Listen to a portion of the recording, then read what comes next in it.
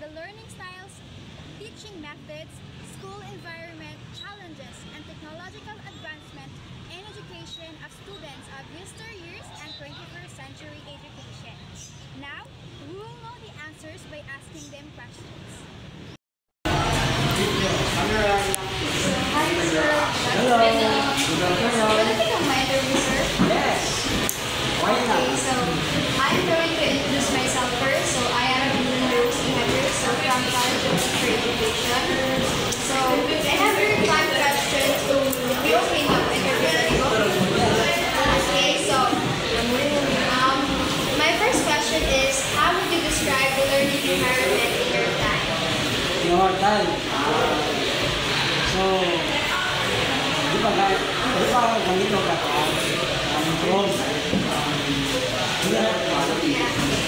ang Negros Oriental ng panahon namin sa season ko. Isipa, araw. Karon, mas umayan na dito. Okay, so there are changes. Okay. Ako ang changes. Okay, thank you so much. So, for the number 2 question is, what were the common teaching methods used? So, lectures on recitations or demonstrations? Yes, meron mga high school pa kami tawag. Meron kami mga thesis. Pahingin ako sa high school. Tawag nun third teacher. Lalo na sa mga math, parang yung gusin lang. So, meron talagang mga changes na kasi ngayon, high-tech lang. So, for my third question is, describe the environment of your school. What were your classroom looks like? Before, nung kami high school, hindi pa ganyan lang inyo eh. Ano yan, wala pang second floor, karoon, fourth floor na. So, puro na siya, ako ang program ng ang gusto. Kasi yan ang araw, ang panahon ng Thank you. So, first question is, what were some of the biggest challenges, especially access to resources, faced by students and teachers in your time? Biggest challenges? Financial, technologies, so, nung araw, nagbaon na kami ng topic eh.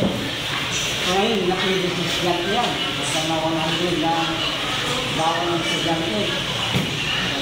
So, ako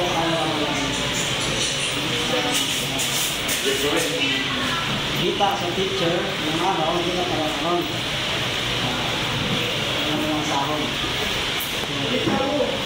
Tsaka mahal ng pag-alisong. So, when it comes to technology, sir, sa mga challenges? Malaki rin ang challenges kasi magkakita araw, wala kami computer. Pero type lang. Nakawa kami ng mga computer, puro type, wala kami computer. So, wala kami computer. Yun lang. Simple. Thank you, sir. So, yung naman na diba, like, nag-changes sa technologies. Pero yung more on karon is high technology. After na, and for my last question, sir, so, what role did technology play in education during your time? Ano lang na ngayon? Nang araw kami, sinasabi ko na, parang yan na. Walang IT na Thank you so much, sir, for the information stating that nag-napos. So, thank you for your time and consideration, sir. Hey again, everyone. I am here at the freedom part of Negros Oriental. So, I'm going to interview one random person so that I will be going to gather some information about the current learning style, teaching methods, school environment, challenges,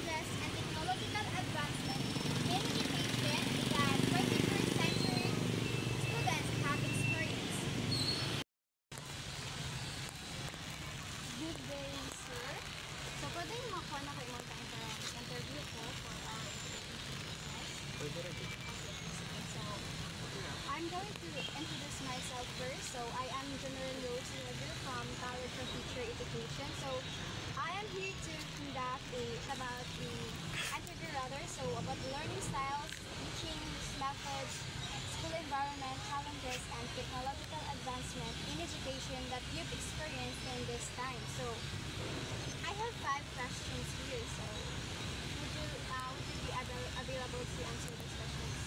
Okay. The first question is, how has the availability of information and various learning resources evolved over time? Para na akong pan, evolve siya na kay so, evolve siya through cell phones, dali na lang ka maka-access yung mga information. So, ang pag-evolve sa information, kasi dahil natin sa karoon dahil sa kay narakay load, dahil siya, magdali tayo na i-evolve ang Okay, so indeed, correct siya na diba? Because we all know na evolved siya kay before is more on books hote, and now we have different technologies na maka-access tayo and type information. So thank you. So the second question is, what is your perspective on the teacher-student relationship in this modern education? in this student-teacher relationship in this modern world.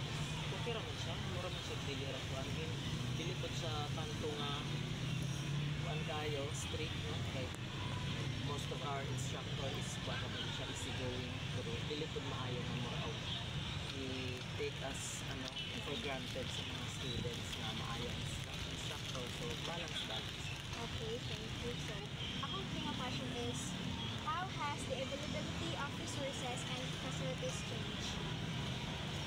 So sa availability of resources in terms of education, in terms of seeking information, is dali na lagi na dito sa kayo, it's easy na lang mawag ako yung ganyan basta kayo na-load. So ang availability sa sa mga informations na tingnan na lang ko is instant na lang, murag ko sa ka-click na lang, so wala na sa Number 4 question is, what were some of the biggest challenges, especially when it talks about internet connection faced by the students?